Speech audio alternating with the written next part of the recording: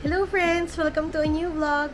Today, samahan niyo ako dahil tayo ay magpe-prepare for our trip for tomorrow. Actually, I'm so excited for this trip kasi it's been a while since I last went to Bangkok, Thailand. So, we're going to Bangkok, Thailand. I'm going to help you and probably give you some tips and also ano ba yung mga dapat nyong ihanda, i-prepare, or yung mga dapat nyong isipin when going out of the country. Sobrang nakita niyo ba yung likod ko? Sobrang kalat ng kama ko ngayon kasi tomorrow na yung trip ko and I am really bad at packing things early. Kaya mas madalas talaga yung instances na nagpo-procrastinate ako sa pagpapako. Pero as much as possible, ine-ensure ko na kapag nagpo-procrastinate ako is yung mga nasa listahan ko na dapat kong dalhin ng mga items yung madadala ko. Okay, first things first, you need to ensure, syempre, passport muna tayo, passport.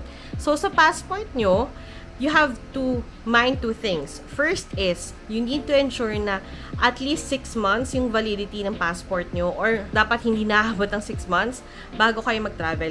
Even not to Bangkok, even to other countries. Kasi kapag less than 6 months, hindi na kayo makakapag-travel. So, kahit na may ticket kayo, may visa kayo, pagdating nyo ng airport, hindi na kayo papaliparin. So, that's the first thing for the passport. And then the second thing is, ensure nyo na meron pa kayong 4 blank pages when traveling kasi actually yung pinakamahirap right now, especially now that our passport's validity is 10 years na. Medyo struggle doon sa bit na yun kasi if you'll think about it, if you're going to travel quite frequently, so may possibility na mapuno mo siya. Kaya nga, kung tutusin, mas na-appreciate ko na ngayon yung mga visa na hindi na nilalagay yung mga visa nila dito sa loob ng passport natin. Example natin si Korea. So si Korea before, yung visa nila, nilalagay nila dito and they will consume 1 page na nung passport. So now that they only give it like Australia na page na lang ng copy ng page na lang and you can access it through their website, mas nakaka-benefit yun for us na 10-year na yung validity ng passport. And dun din sa mga countries na, may mga countries na kasi na hindi na rin sila nagsastamp. So for example, right now, sa US, hindi na sila nagsastamp. Effective this year, I'm not quite sure kung ano month sila nag-start, pero hindi na sila nagsastamp ngayon. Even Singapore, so actually papasok and then palabas. That's good thing about kay Singapore, kaya nga nakakainggit sila, di ba? Itatap mo lang yung, basta meron ka arrival card, tap mo lang yung passport mo and then yung, sometimes they would also ask, I'm not sure if sa Pinas ba yun, pero they would also scan yung boarding pass mo. Ensure nyo na you will keep it, yung mga itinerary nyo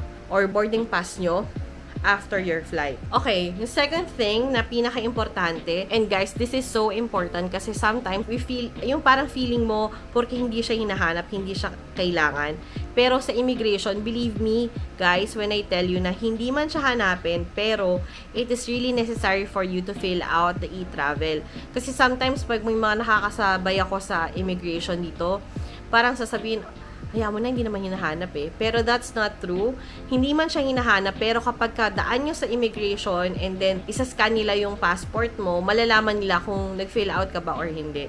So, imbes na magkaroon kayo pa ng aberya, halimbawa, nagmamadali na kayo, na late pala kayo, diba? Sobrang aberya yon kasi kung na-fill out niya, dadaan kayo ng immigration, hindi na kayo magkakaroon ng problema. Makakalampas na kayo. So, that's the second thing na kailangan nyo ihanda and pinaka-importante sa travel nyo. So, ano ba yung pinaka-final na pinaka-importanteng kailangan nyo isipin or i-prepare bago kayo lumipad outside the country? Ito siguro yung pinaka-importante for me kasi sometimes it is really hard for me to find an adapter within the city kapag nagta-travel ako. Magandang ganito yung bilhin nyo, guys. Kasi ito, iba-ibang bansa na yung pwede dito na maging adapter. Kasi kapag, halimbawa, hindi naman lahat ng countries katulad ng saksakan natin. Gusto kong pumunta ng Europe. So, ito yung saksakan sa Europe. Ayan, bilog siya.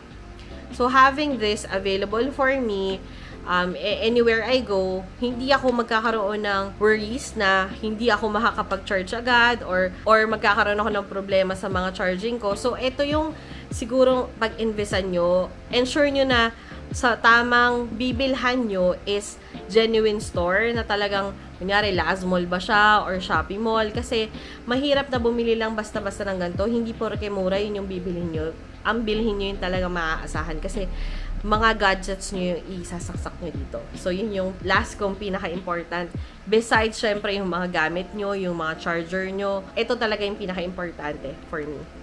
Ayan guys. So, dahil Bangkok, Thailand yung pupuntahan ko, I might just bring this too. So, ito yung hand carry ko.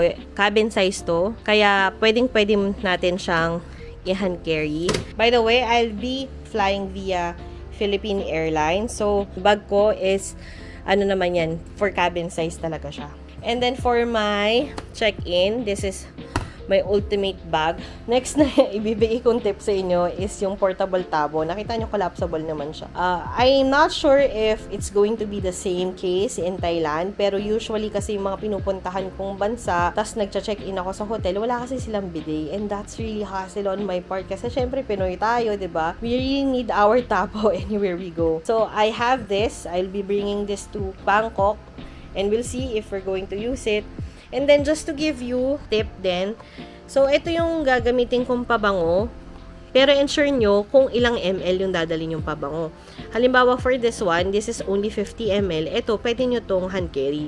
Pero kung more than 100 ml, guys, ensure nyo na naka-check-in yun. Kasi kung hindi nyo i-check-in, kukumpiskahin to doon sa scanner paglampas nyo ng immigration.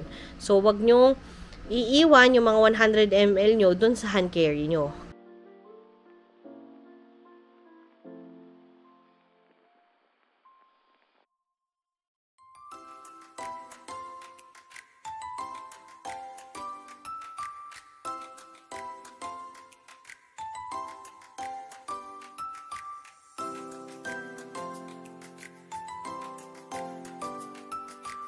Yan, malungkot na naman yung aso kasi aalis ako. Every time na nag-i-empake ako, ganyan yung mukha niya. I'm sorry, chicken. Yeah, my dog is Chicken, by the way. Say hi, baby. Oh, she's sad. That's it for today muna, friends. Ayusin ko muna yung bagahe ko kasi talagang sobrang last minute ako mag-empake. Tomorrow yung schedule ng flight ko is 9 AM. By the way, my flight is via Philippine Airlines. I got this through their sale. Actually, sobrang mura niya kasi I just booked this 2 weeks ago. So, I'm really excited kasi nabook ko siya for only $200 US. I know that's quite a lot if you're going to compare it sa sale nila Cebu Pacific or AirAsia. Pero, Philippine Airlines kasi to. Kaya, tapos 2 weeks na lang before the flight. That is really cheap for me. So guys, sana is naging makabuluhan or may natutunan kayo dito sa video na to. If in case na natuwa naman kayo or nagkaroon kayo ng mga bagong aral dito sa video ko, can you please subscribe or comment down below and even thumbs up? Or you can also follow me on my Facebook page, Paula the Explorer. On my Instagram, you can follow me, Paula the Explorer _ and then for my YouTube page, please subscribe. It's Paula the Explorer. So until next time, guys, see you, friends.